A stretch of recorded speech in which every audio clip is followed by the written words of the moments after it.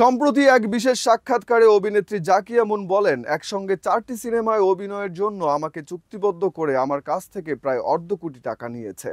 সময়ের পর সময় চলে গেলেও সে টাকা ফেরত দিচ্ছেন না কালো তালিকাভুক্ত জাজ মাল্টিমিডিয়ার আজিজ। মুন আরও বলেন, রাষ্ট্রীয়ভাবে কয়েক হাজার কোটি টাকা হাতিয়ে নেওয়ায় গত 3-4 বছর ধরে তাদের হাতে কোনো কাজ ছিল না। কালো তালিকাভুক্ত জাজ মাল্টিমিডিয়াকে টাকা দিয়ে সহায়তা করে আবারও কাজে ফিরাই। তখন অনেকেই আমাকে নিষেধ করেছিল তার সঙ্গে কাজ না করতে, এখন সেটা আমি বুঝতে পারছি। এ সময় আফসোস করে অভিনেত্রী বলেন, আজিজকে ফোন দিলে তার স্ত্রী কল রিসিভ করে বলেন তিনি অসুস্থ।